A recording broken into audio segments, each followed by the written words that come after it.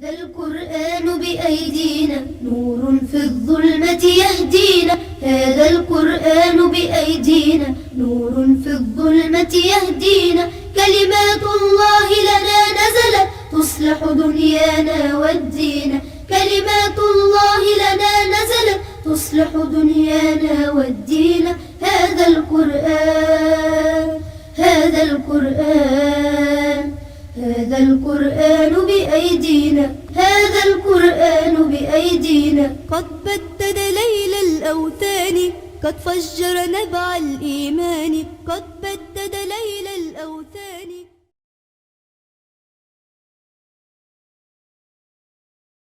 بسم الله الرحمن الرحيم. الحمد لله رب العالمين. بعث محمدا بالهدى ودين الحق ليظهره على الدين كله ولو كره المشركون. وأشهد أن لا إله إلا الله وحده لا شريك له. وأشهد أن محمدا عبد الله ورسوله صلى الله عليه وعلى آله وصحبه وسلم تسليما كثيرا. أما بعد. Sunna TV lajelke jakulu ambe au bela jelefoni alislamiyaka folikai no de assalamu alaikum wa rahmatullahi wa barakatuh. Kajirola kafo ay nyon soro kuraye kena konna na keremi na dugulente awla no ye alqur'ane noro kene mami me kene nyena ma awye o ye anfa ani an karamo no Dr. Said Muhammad Baba Silay aw ka donga fo alqur'ane noro kene anga walanda tu sira yoro mina o de fadailu suwari wa ayati alqur'an alkarim. Alqur'ane suran alqur'ane aya ufusamati akarangare nana minuna kaseka alislamaw kuna foni ola o siratiga bolo masa aw ka donga fo ame sigi min konna na ni sigi karangare an karamo ani aka kalande ni nyonche kalande minumbe nolu be sanfe kalawna université du Sahel konna na no jamiatu as-Sahili wala ka walanda be ka boli feminka ode alqur'ane fusamantiya bonda ka walanda be ka boli ode ka wala me kuma galamadi an karamo ma ni kuma nyablambe abulo ka nyashi kalandoma ani lajel ka jekulu bela jelema akaseka olasi awma. Dr. Assalamu alaykum wa rahmatullahi wa barakatuh. Wa alaykum assalam wa rahmatullahi wa barakatuh. Na ambi Allah subhanahu wa ta'ala tanu ka wali madoka barakada ka salici denga anaka sodungew anaka sahaba wa anuna fumo bela jelen fokata se jodoma. Ambe foli kura ya Sunna TV jamaye inkene inga no ye Qur'ana nuru kene ka Allah subhanahu wa ta'ala deli ala kan bela jelen sukun nuru ni Qur'ana hakil jige sirafe anga walanda sera yoro minuma no ye fadailul Qur'ani Qur'ana fusamantiyaw aywa ala yake anga kalanyoro la fana jamiatu Sahil ma minum be sanfe kalana no ye maseri kalanye olu fana anga walanda kenengere ma minu nga kalanye shinembe Qur'ana tafsiri o nasiraw ani Qur'ana duniya nasiraw olu fana nga walanda nana se fadailul Qur'ani mana olu ka walanda ina uba tatachoya mina oye aduma yoro ye kosebe ka damne ni babu yerela aywa ni babu ni ko ibe ata asungoro ibe ta fanju menfe oya tafsir kitabu minum be no ni ba soro lu kono kitabu minum be no e Qur'ana dunya kitabu ye ni ba soro lu kono fo kata se don ba minu re gafe kerengere ni mbo akama nganya la nyini aywa ni sigina aywa anu kaje otmana sigi ka la nyina maya bo bela jelen fana be doni nanga bela jelen ye aywa karamode kusaba otmana uka doni fo ni babu inna aywa no be halisa angwa Qur'ana kanu abe do faroka kusaba aywa ni do faroloka okoro ye ka fo Qur'ana tono mi mesoro ala angwa ni robe chaya ola kusaba otono odo efenju menye o yo Qur'ana e noro de abe duskun noro so ni duskun noro ni Qur'ana e kaban o koro ye ka fo aywa ete dibiye abadan nye stasirai o be ke yelenye nyefe aywa kaburu kono anaki manoro yi alkiyama keneka anaki manoro siratu sanfe anaki manoro yi otuna halisa ambo sigi kerengere ne indela ni aywa maa minnu bɛ sanfɛ kalan in na yan nɔ u bɛɛ lajɛlen fana ye karamɔgɔ ye u ka se ka nafa se an ma nin babu in na n'o ye kuranɛ fisamantiya an bɛ Alahu subhanahu wa ta'ala deli tuna wo kumakan minnu fɔ ka fara minnu fɔra ala ka bɛɛ lajɛlen kɛ anw nafalan ye halisa an ka kuranɛ kanu ala ka dɔ fara o kan ala k'an fara kuranɛ dunkew kan k'an kɔrɔta ni kuranɛ ye k'an kɔrɔta ni kuranɛ ye k'an fara kuranɛ kɔrɔtabaw kan bisimila. Naam, o kuma ɲɛbila tɛmɛnen kɔfɛ Suna TV lajɛlikɛ jɛkulu an bɛna kuma galama tɛnku an karamɔgɔw la. Karamɔgɔw do kalandenw fana do o waati kelen kɔnɔna na. Wala maa min bɛ an bolokɔrɔ an karamɔgɔ Abdullahi Kɔntaw falyatafaddal mashkura. قاله الله سبحانه وتعالى هاديا ومبشرا يهدي للتي هي أقوم ويبشر المؤمنين الذين يعملون الصالحات أن لهم أجرا كبيرا. قرآن نوي الله تعالى كما كان سبحانه وتعالى عليه سمانتي بدو داما أني جورو دو o jɔyɔrɔ ye ni o samantiya ye jumɛn ye kuranɛ bɛ lakanali kɛ k'i bɛn sen ma ka sababa di ma ka taa fɛnw ma fɛn min ye fɛnw bɛɛ lajɛlen la ɲuman ye n'i y'a lajɛ ɲɛnamaya in kɔnɔ fɛn bɛɛ la ɲuman ye mun ye o ye cidenw nabi ɲumanw u nana ni fɛn min ye o ye jumɛn ye o de ye alisilamaya ye donc alisilamaya min filɛ kuranɛ de bɛ maa kanda ka taa o ma wa a b'i bɛn sen ma k'i sinsin k'i sabati o yɔrɔ kelen fana na o alikuranɛ a bɛ ka maa minnu bɛ yen ni olu limaniyara ka da ala la a bɛ o nisɔndiya ni diɲɛ kunnaja ye ani lahara kunnaja suran dɔ bɛ yen alikuranɛ kɔnɔ n'a bɛ f'a ma ko suratul isra o aya 9 ala bɛ nin kibaruya in lakali o sura in kɔnɔ n'o de ye inna hadha alquran yahdi lillati hiya aqwam wa yubashshiru almu'minin alladhina ya'maluna as-salihat anna lahum ajran kabira. Donc ni kanda min filɛ ani ni nisɔndiya min filɛ nin ye ni Allahu ta'ala y'o fɔ ni aya in kɔnɔ kuranɛ samantiya la tafsiritigiw kɛrɛnkɛrɛnnen la tafsiru Saadi o hakɛda n'i ye Sheikh Shinqiti ale ka tafsiru lajɛ a ye kuma caman fɔ nin na min bɛ taa fɔ n'i y'a pajiw la a bɛ taa paji 60 la a bɛ ka kuma nin samantiya in kan nin aya in samantiya kan inna hadha alquran yahdi lillati hiya aqwam min b'a yira k'a fɔ kuranɛ in ni maa min y'a minɛ n'i ye tɛgɛ k'a la fura don banaw la donc kuranɛ in bɛ bana yira a bɛ tila ka fura fana yira bana ye mun ye bana fura fana ye mun ye kuranɛ in y'a bɛɛ lajɛlen yira k'a bɛɛ lajɛlen walawala comme nin aya min filɛ aya ba don kuranɛ samantiya la ani kuranɛ darajaw la ani kuranɛ jɔyɔrɔ la hadamadenya la ka da ka hadamaden n'i ka diɲɛ ɲɛnamaya ɲɛna a banna lahara ɲɛnamaya o fana ɲɛna hakili la hadamaden bɛ mun ɲini o kɔfɛ i tɛ foyi ɲini o kɔfɛ o de ye samantiya dan ye o de ye darajaw dan ye o tuma na hadamaden ka diɲɛ ɲɛnamaya a banaw ye mun ye fɛn minnu bɛ yen n'o tɛ bɛn ala ma kuranɛ b'o yira i la a fura fana ye min ye kuranɛ bɛ tila k'o fana yira i la y'a dɔn a wasara fura ye a fisara a wasara samantiya fana ye kuranɛ ye an bɛ ni aya in bɛ an bila ka taa sira min kan n'a bɛ min yira an na kuranɛ nafa la an b'a ɲini ala fɛ a faamucogo ɲuman ala k'a d'a ma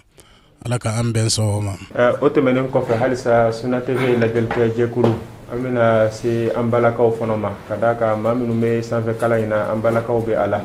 o la an balakaw an bɛna se olu ma ka kuma galama tɛngun u la alikuranɛ fusamantiya min bɛ u bolo ka lase anw ma an b'a daminɛ ni maa min ye o y'an ka karamɔgɔmuso ya Seyida Rabiatu Buware. A'udhu billahi minash shaitanir rajim. Bismillahir rahmanir rahim. Alhamdulillah wassalatu wassalamu ala rasulillah Assalamu alaikum wa rahmatullahi wa barakatuh. Mena hadisa kelen fɔ hadisa min ni o wasara kuranɛ samandiya la. hadisu abi umam al-bahili radiyallahu anhu qal sami'tu rasulallahi sallallahu alaihi wasallam yaqul اقرأوا القرآن فإنه يأتي يوم القيامة شفيعا لأصحابه صحيح مسلم. Abu Umam al-Bahili ay hadisain lakali alaka jangaba ma ko ale alakira lame kisi nema bay abafo ay Qur'ane kala kadaka Qur'ane abeke sunnal de bagadi alkiyama do akala magawi nin kuma ka imbe muslimu kono hadisa kenemandu madama Qur'ane be adama de sunnal do alkiyama mogo be kan ki i mago do Qur'ane kalana me wele la silamɛ bɛɛ ma a cɛman n'a musoman denmisɛn ni maakɔrɔba fantan ni faama mɔgɔ kɛnɛbagatɔ ni banabagatɔ karamɔgɔ ni kalanden bɛɛ ka Qur'ane kala yanni k'i ka journaux lamɛn Qur'ane kala yanni ka journaux kalan Qur'ane kala kana to tile ka bɔ n'i ma dɔ kala Qur'ane na kana to tile ka bin n'i ma dɔ kala Qur'ane na i datɔ la dɔ kala Qur'ane na bɛɛ lajɛlen k'i jija Qur'ane durusila ka bɔ i ka du kɔnɔ. Qur'ane ye fɛnba ye an b'a ɲini Ala fɛ Ala ka barika d'an bɛɛ ma Ala ka kanu don an bɛɛ dusukun na Ala ka Qur'ane kɛ an dusukun binkɛnɛ. Wassalamu alaikum wa rahmatullahi wa barakatuh. Wa alaikum salam wa rahmatullahi wa barakatuh. Halisa Sunna TV lajɛlikɛ jɛkulu an bɛ kɛnɛ min kɔnɔna na o de ye Nuru al-Qur'an n'o ye barnaamij Nuru al-Qur'an ye n'o ye Qur'ane nɔrɔ kɛnɛ ye. An bɛna se maa filanan min ma an balakaw la o ye Sayida Mariam Fofana a ka tɛmɛ ni walanda ye. Alhamdulillah wassalatu wassalamu ala rasulillah. An bɛ Ala subhanahu wa ta'ala tanu ka waleɲuman dɔn ka kisi ani nɛɛma ni barika caman de la fɛ a ka jidi danfɛnw ɲɛmɔgɔ kan cidenw kuntigi Muhammadu rasulullah a n'a dunkɛ sanumaw a n'a ka sahaba sanumaw ani mɔgɔ min y'i sen da u senda nɔ la ka baara kɛ n'u ka baara kɛ cogoya ye fo ka taa se sara don ma. O kɔfɛ an balima Sunna TV sabanan lajɛbagaw an b'aw fo ka waleɲuman dɔn nin kɛnɛ barikama in kan kɛnɛ barikama min ni an karamɔgɔkɛ a b'a lase aw ma sanga ni waati bɛɛ a y'a kanu ka a ka kalandenw yira aw la Kuranɛ samantiya kɛnɛ kan. Ne bɛ dakuruɲɛ kelen fɔ Alakira ka hadisa dɔ la sallallahu alaihi wasallam hadisa min wasara Kuranɛ samantiya ye ni Anasu bɛ hadisa nin lakali. An Anas radiyallahu anhu qala Rasulullahi sallallahu alaihi wasallam inna lillahi ta'ala ahlin minan nas qalu ya Rasulallah man hum qala hum ahlul Qur'an ahlullahi wa khassatuh sahihul jami'. Anas b'a lakali ni hadisa ina ko Alakira sallallahu alaihi wasallam k'a y'i kanto ko somɔgɔw bɛ Ala la. Sahabaw ko Ala fana somɔgɔ an b'a mɛn ko den tɛ Ala min fɛ muso t'a fɛ somɔgɔ bɛ sɔrɔ a la cogo di. Rasul sallallahu alaihi wasallam a y'i kanto ma ko n'aw bɛ fɛ ka Ala somɔgɔw dɔn Ala ye bonya ta k'a da minnu kan k'a ka somɔgɔya tɔgɔ da u la k'o de ye Kuranɛ tabagaw ye minnu ye Kuranɛ kɛ u ka dakɔnɔ gese ye su u b'a kala tile u b'a kala u jɔlen u b'a kala u dalen u b'a kala u ye Kuranɛ kɛ u ka kalanfɛn ye k'olu de ye Ala somɔgɔw ye Ala ye olu de tɔgɔ da somɔgɔya la k'olu de ye Ala ka kɛrɛnkɛrɛn fɛnw ye. Ne hakila somɔgɔya ka di bɛɛ ye dɛ. N'a fɔra ko président somɔgɔ ye mɔgɔ minnu ye dɔrɔn olu bɛ waso n'o ye ministre karisa somɔgɔ ye mɔgɔ minnu ye olu bɛ waso n'o ye Ala an karamɔgɔba min sigilen filɛ a somɔgɔw fana bɛ waso n'a ye wa an yɛrɛ bɛɛ b'a fɛ an ka k'a somɔgɔ ye ka da jɔyɔrɔ kan mais n'a fɔra ko Ala min ta y'an bɛɛ ye ko somɔgɔ dɔ b'o la ne hakila waso ko tɛ diɲɛ kɔnɔ min b'o bɔ ko an bɛ anw ye Ala somɔgɔw de ye ka da an ka Kuranɛ kalan kan. O la mɔgɔ min y'i da Kuranɛ kalan na i bɛ k'o la wa. O tuma na an b'a ɲini an lamɛnbaga jamakulu fɛ n'i bɛ fɛ ka kɛ surunya Ala la ka kɛ Ala somɔgɔ ye fara Kuranɛ kalannaw kan. N'i ye Kuranɛ bila i kɔfɛ dɔrɔn i bɛ bɔ Ala somɔgɔya la. An y'a ɲini Ala fɛ Ala k'an fara Ala somɔgɔw kan minnu ye Ala ka kɛrɛnkɛrɛn jɔnw ye Ala k'an fara olu kan. Wassalamu alaikum wa rahmatullahi wa barakatuh. وعليكم السلام ورحمة الله وبركاته. هل سأمي أنا كنا كنا نوي برنامج نور القرآن قرآن نور كنا أقعد نغفو أمنا كما قلمت ينغو أنا كرم ومسولة السيدة فاطمة السلة أكتمني ولنداي. بسم الله والحمد لله والصلاة والسلام على رسول الله. قرآن نور كنا سيدة مينو بك كما قرآن فسمانتياوكا ambe ɲɔgɔn hakili ji kira sallallahu alaihi wasallam aka kumakan dɔ la mun ni Abu Musa al-Ashari y'a lakali. O hadisa in na an b'a ye k'a fɔ ciden kisi nɛɛma b'a ye a bɛ misaliya 4 gosi, jamakulu 4 k'u misaliya gosi yiriden suguya 4 na. A fɔlɔfɔlɔ o ye jamakulu juman ye? Limaniya jɔn minnu bɛ yen n'olu bɛ kuranɛ kalan, n'olu sɔgɔlen bɛ kuranɛ la.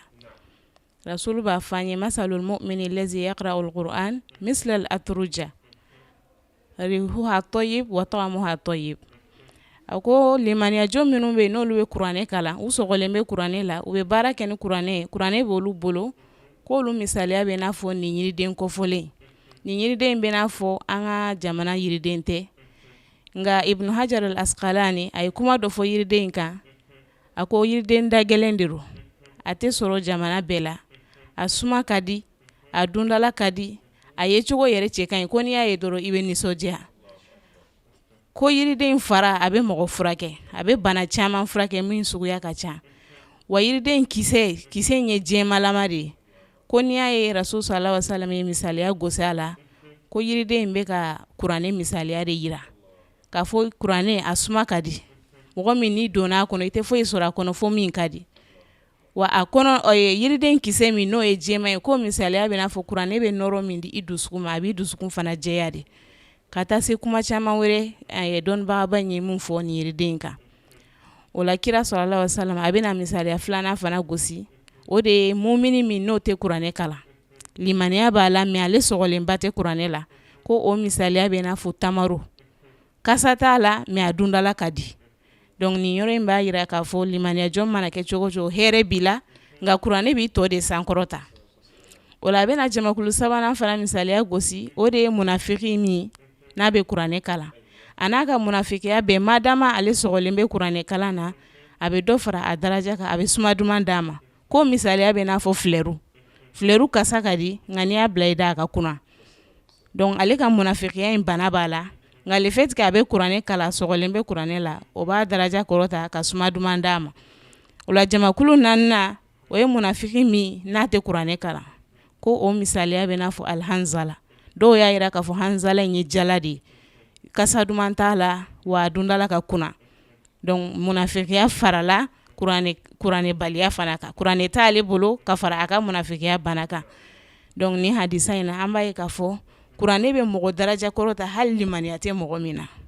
O bɛ kɛ wele kan ye ka ɲɛsin an bɛɛ lajɛlen ma, an k'an sɔgɔ kuranɛ la, ka kuranɛ ta an bolo 2 la k'a fara an kun. A bɛ nɔrɔ di an ma, a bɛ suma duman di an ma, wa a bɛ yelen d'a ma an ka ɲɛnamaya kɔnɔna la. An b'a ɲini Ala fɛ, Ala k'an fara limaniya jɔnw kan minnu sɔgɔlen bɛ kuranɛba in na. Wassalamu alaikum warahmatullah.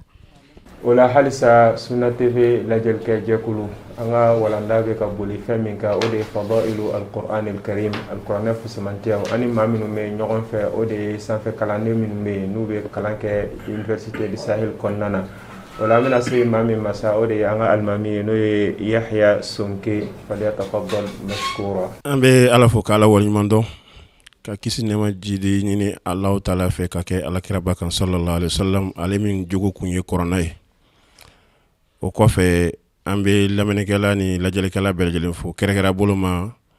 kɔrɔna kɛnɛ min n'an b'a kɔnɔ, maa min kɛra o sababu ye kɔrɔna ka bonya o yɛrɛ ale fana na, ka d'a kan a bonyana ni kɔrɔna de ye, n'o ye Dr Sayid Baba Sila, Ala ka barika don a si la. O kɔfɛ kɔrɔna bonya o wasara masa taala yɛrɛ k'a fɔ an ye kɔrɔna kɔnɔ, inna nahnu nazzalna dhikra wa inna lahu lahafidun. Anw masa taala de ye kɔrɔna in jigi, wa an de b'a kɔlɔsi. Kalabanciya sera ka don kitabutigiw ka kitabuw la, o ye falelen kɛ, o ye yɛlɛmani kɛ, a kɛra sababu ye k'u ka diinɛ k'a bɔ a samaseen kan, nka anw ta in ma se ka mafali, a ma se ka yɛlɛma, ka d'a kan Alahu taala yɛrɛ ya garanti t'anw ye k'a fɔ ko ale de y'a jigi wa ale de b'a kɔlɔsi. Yala a ma wasa kɔrɔna bonyana wa? Alahu taala yɛrɛ k'i kale a la, وإنه لقسم الله تعالى من عظيم إنه لقرآن كريم في كتاب مكنون لا يمسه إلا المطهرون kika don ne kalli bay ni kuma kan min fila no kalan fenye femba de do ala ki kalli ka fo ko femba do o baga bunya jira de o ko tege sanama on be magala o kuma ante figu bondala nga ban so mene fe doy ni nogole do janaba nogola ka maga korana na bengan ani tiga ngai minye korona talibulo e haramu yibulo ibisigi ga libru to tanga korona ay no ye fenjira baga bunya de jira ambi kuma kunje ni minye o de ka fo korona bunya wasara الله تعالى كافو كورنا كنا لو أنزلنا هذا القرآن على جبل لرأيته خاشع متصدع من خشية الله كورنا بونيا فانا غرافه كوني الله تعالى كونيا جيكي كولوكا انا كغلابه كاك مبامونيغو على اسلام فه ولا كودنا دو ولا دو بonna kuma tilia boloma kibala kera ka bonya do ni yorola de ba donc korna kera ala kera ka furaywa ala kera fane kawako mai femi na kun jigina kuluka be kulumo yongo ngawka jigi hadama din farkol tikikan ala kera ka soldi bitugodi ba ka duskun ye tugodi ko ba jira ka fo femba de bambolo ala kera monto ni mambe here ko nye kono korna kala ni bi lahara ko korna kala ni ba fla ko korna kala ni fi ga duga barka korna kala amai halan sigi me kena min kono mo mi kera asabu an ga siga ni kala ro bayin soro mali kono kamna be be deniya la foko na fo sa ayibu musibo korna noro de ba ko kuy ala re korna tigi abe korna korodo ala ka barka danu belejina we karamo belejina fo kala me jamba belejina fo wa hada wa assalamu alaikum wa rahmatullahi wa barakatuh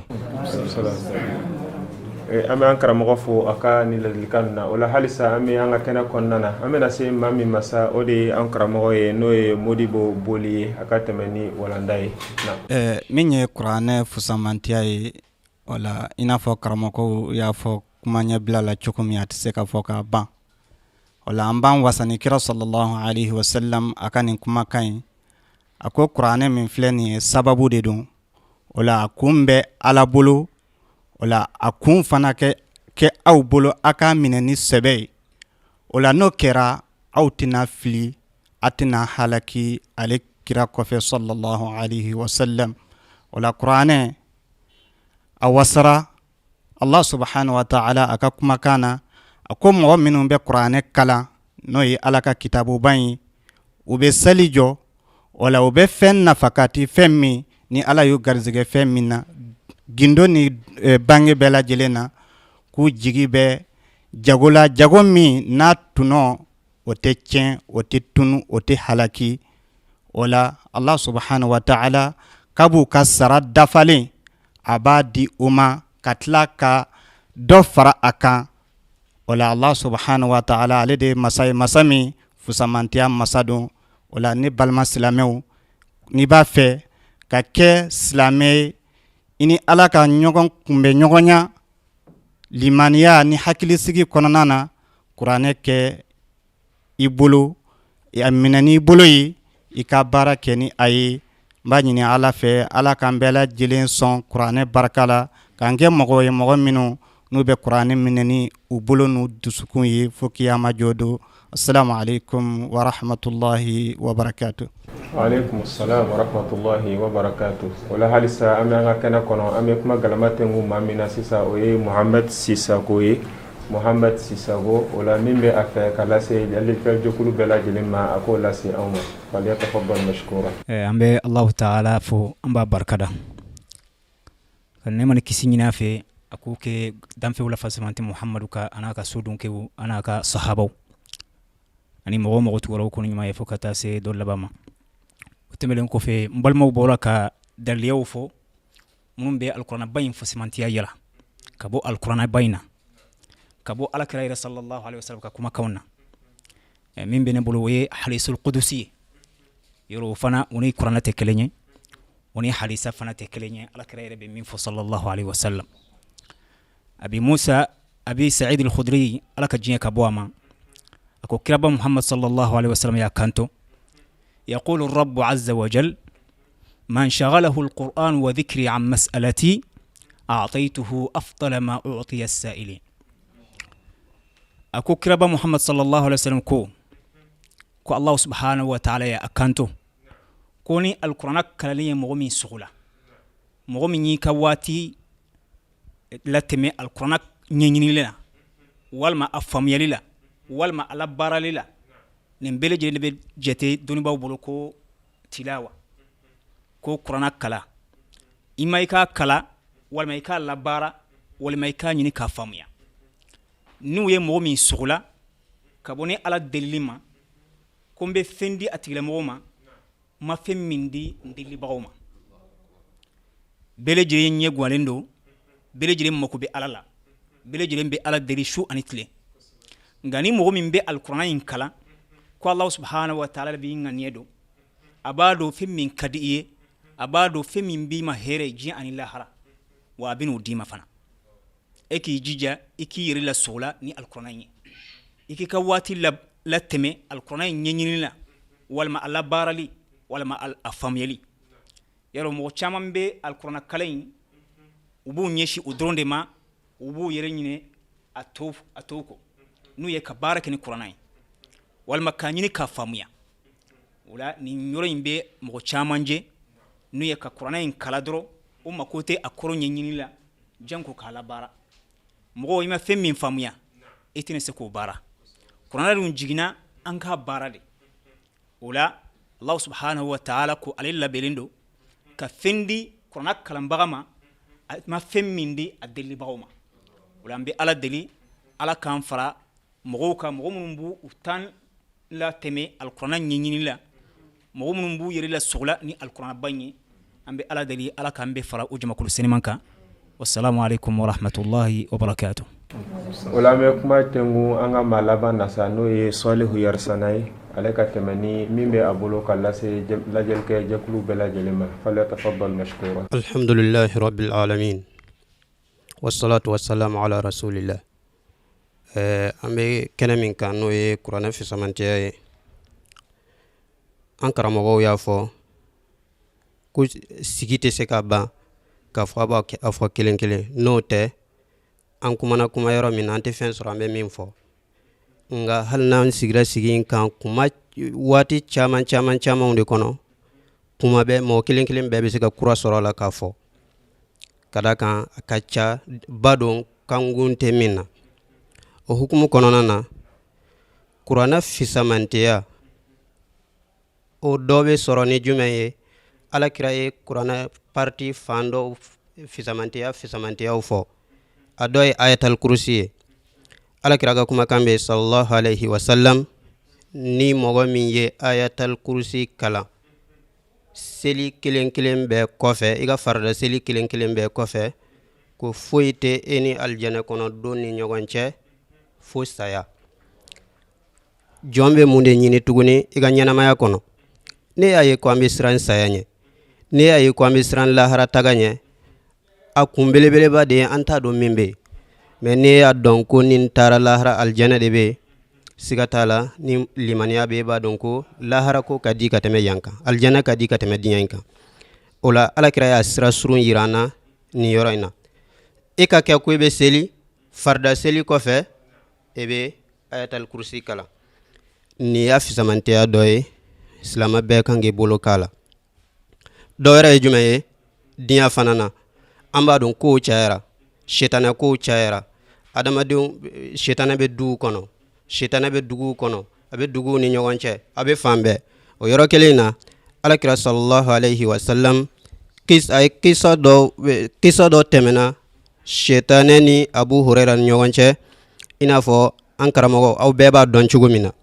o kisa ba min temenu nyogonche ni ala kira Abu Hurairah bla zakatul fitr kolosilila ola shetane nana don folo Abu Hurairah konta don ko shetane do mogo do don doro nana shwenina Abu Hurairah ya mine kuma mina Abu Hurairah ya mine kuma kuntagala surunya boloma ale luzura chaman bafo aya yira ko ale fantai ale chekorobai aya yira fana ko dembaya bako Abu Hurairah hinana na kabla don folo la dugu jera ala kira ya nyiniga kunafuni na aya yira ko ala kira la ko ay luzura fo ay do mina de me ay luzura fo ay utigla mogo bla ala kira ko atigla mogo ay kalon tige me abina segi Abu Huraira ko ale dara la ko abe segin tuguni. Su filanan na a nana a y'a minɛ a fana ye kuma caman fɔ. Su sabanan la nana Abu Huraira y'a minɛ mana su filanan in na a y'a bila. Su sabanan na nana tuguni Abu Huraira ma sɔn ka bila nɔgɔya la fo a y'i kanto Abu Huraira ma ko a bɛ fɛn dɔ fɔ a ye n'a y'o fɛn in fɔ su fɛ ko setanɛ tɛ gɛrɛ a la. Abu Huraira ye dɔnni ɲiniba de. Dɔnni ka bɔ a bolo ka tɛmɛ fɛn bɛɛ kan. A ye o fɛn ɲini a fɛ a y'o fɛn fɔ a ye n'o ye ayatal kursi o fana ye kuranɛ kelen de. O la n'a ye ayatal kursi kalan su kɔnɔ setanɛ tɛ magɛrɛ a la o su kelen na Abu Huraira y'a labila. Abu Huraira y'a labila dugu jɛra a nana kunnafoni ɲɛfɔ alakira ye sallallahu alayhi wa sallam. Alakira ye ni dalilu min filɛ a y'a sabati a bolo k'a fɔ ni mɔgɔ min ye ayatal kursi kalan su kɔnɔ i mana i datɔ la ni ayatal kursi kalan Ala b'i latanga ka bɔ setanɛ ma. Alakira ye ni sabati sallallahu alayhi wa sallam. O yɔrɔ la n'a ye ni dalilu fila lajɛ an b'a ye kuranɛ ye fɛn min ye a bɛ mɔgɔ latanga diɲɛ na wa a bɛ kɛ mɔgɔ nun juru minɛbaga fana ye fo ka taa ne ye aljɛnɛ kɔnɔ. Ala ka an ta kɛ kuranɛ ko la ni nin ye mana k'an latanga diɲɛ na a k'an nun juru minɛ ka taa aljɛnɛ kɔnɔ. Wa sallallahu ala nabiyina Muhammad wa ala alihi wa sahbihi ajma'in.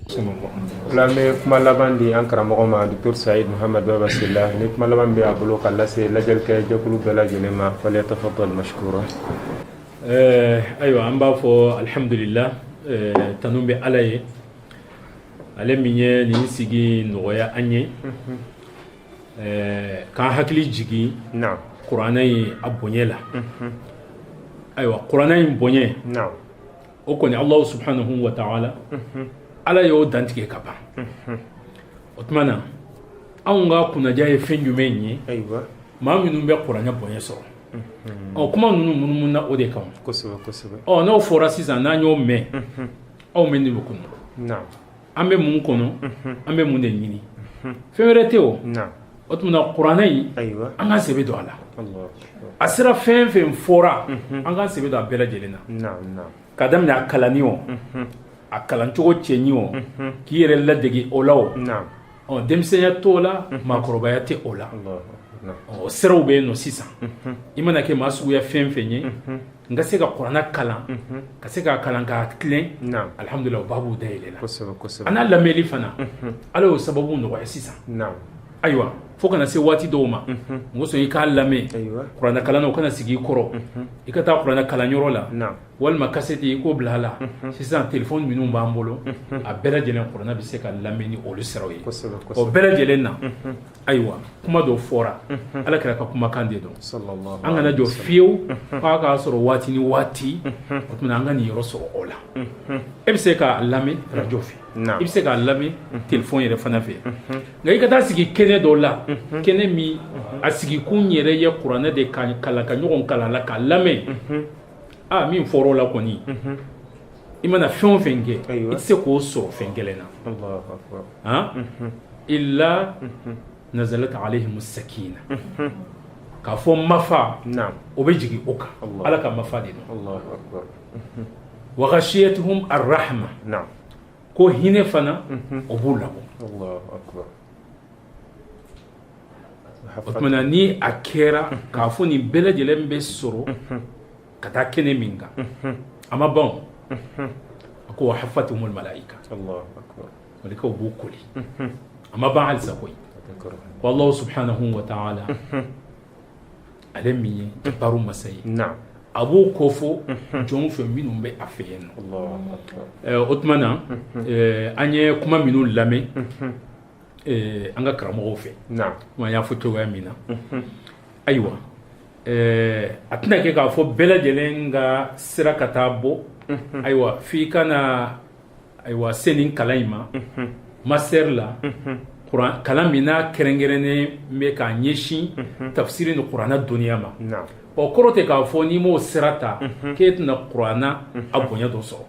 o tuma na anw de k'an jija sa kuranɛ bonya sira kɔni f'an k'o dɔ taama an ye minnu fɔ a kalanni a y'a kɛnɛ kan ka baara kɛ n'a ye ayiwa kuranɛ kalanbaaw olu kanu k'olu dɛmɛ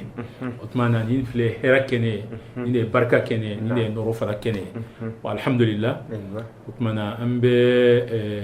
karamo fo u ye aywa la selim minge kene anya sigi ko chamange la sigazite ala aw yere kome ayere femme absega ke uluma del kafo wal ma fora ama wala kasenima to ambe ala del halisa aywa minum fora ala ka on bela del ne nafalanke ay halisa ala ka qur'ana kanundo antu sukuna ala ka fara qur'ana dunge ko olu minu ye ala ka somogo ye mana laban woni ambe folike femme foli kerengerene aywa kanyeshi anga karamogo ma we labe minge aywa nin keneina anga kalan gumbe ke classique kono kera choko to wetla ka talla se alhamdulillah ni nanake akasna ka ke keneka atono kasna ka se awma yoroni kele muna mbofo foli be nyeshi aywa kalanyoro yere fana akola tige bauma fo ka se aywa suna tv savana mbofo we chisiri mina aywa femiye islamia noro ka jamana in ngono ani diɲɛ fantan naani halisa ala bolo kɛ ala k'u bolo mɛn u ka baara in na ala ka baara in ala k'a sinsin tumana nin de ye sigi min ni ala y'o nɔgɔya fan fila ni ɲɔgɔn cɛ inshallah ala k'an bɛn a ɲɔgɔn wɛrɛ la tuma ustaz muhammad tumana foli tɔw bɛ aw bolo wa sallallahu ala nabiyina muhammad wala an bɛ lajɛlikɛ jɛkulu bɛɛ lajɛlen fo mali kɔnɔ ani mali kɔ kan k'a ɲini masa taala fɛ fɛn minnu fɔra ala ka nafalan bɔ ala k'an dusukun nɔrɔya ni القرآن لك أتلوك نديوي هذا وصلى الله على نبينا محمد والسلام عليكم ورحمة الله وبركاته. هذا القرآن بأيدينا هذا القرآن بأيدينا نور في الظلمة يهدينا كلمات الله لنا نزلت تصلح دنيانا والدين هذا القرآن هذا القرآن هذا القرآن بأيدينا هذا القرآن بأيدينا